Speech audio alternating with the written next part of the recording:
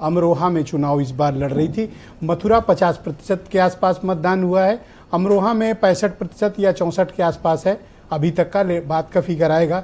और अमरोहा वो है जहां 72% वोट पड़ा था और जीत हार का मार्जिन भी 50-60 हज़ार के बीच था। इस बार तो फंस गई गाड़ी आपकी अवस्थी जी। 2 सीट लड़े और दोनों जगह ये हालत।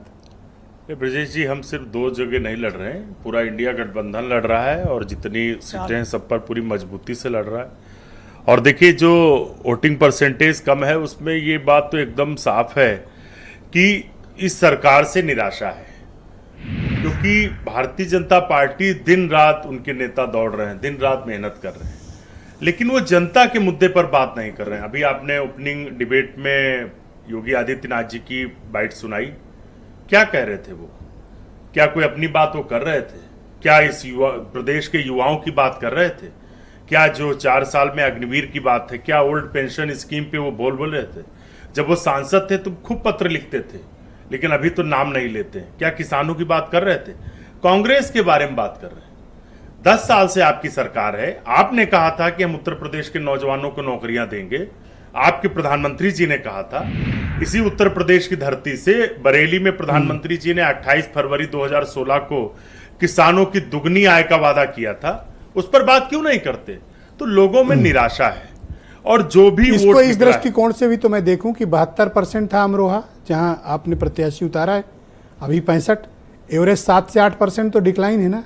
और आप जीते भी बीएसपी का प्रत्याशी वहां बड़े कम मार्जिन से थे। देखिए, हम ये बात जरूर कहेंगे कि जो हमारे लोग हैं या जो दूसरे लोग हैं, खूब ज्यादा से ज्यादा वोट डालो, क्योंकि जब हराने ही जा रहे हो इस सरकार को तो बहुत तगड़े से बैंड बाजा बारात के साथ विदाई करो इनकी। छोटी मोटी विदाई मत करो, क्योंकि इनको भी याद रहना चाहिए कि जो जनता को धोखा दे, जो जनता के नाम पर वोट ले और उद्योगपतियों के लिए काम करे, उसकी ऐसी विदाई होनी चाहिए कि उसको हमेशा याद। तो आपके पार्टनर तो बड़े खुश हैं कि वोटिंग फखरुल हसन ये तो बड़े किलकारी मार रहे हैं।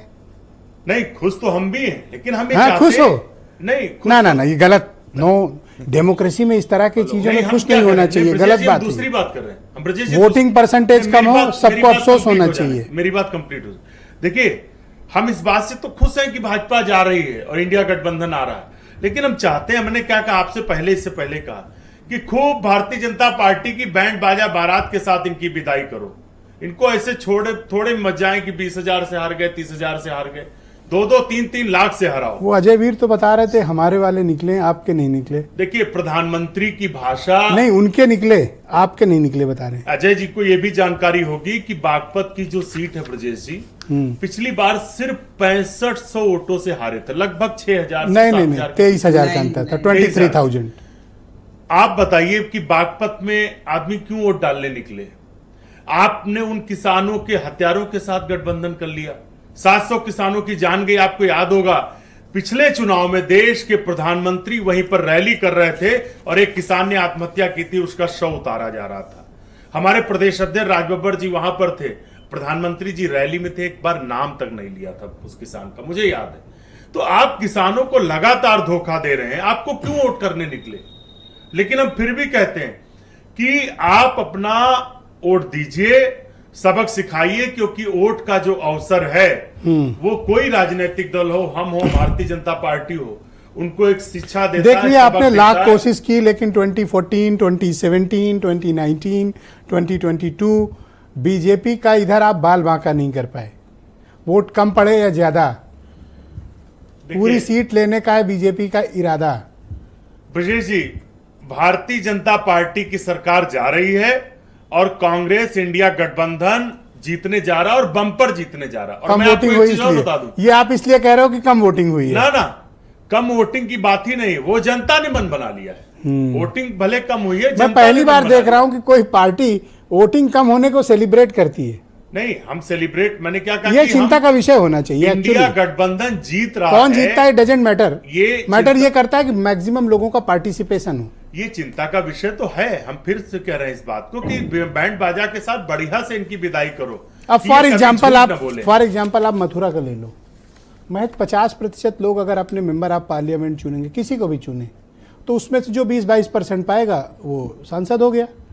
फिर ये 80% लोग 5 साल या तो उसको ढूंढेंगे या ट्विटर पे, फेसबुक, व्हाट्सएप पे गालियां लिखेंगे।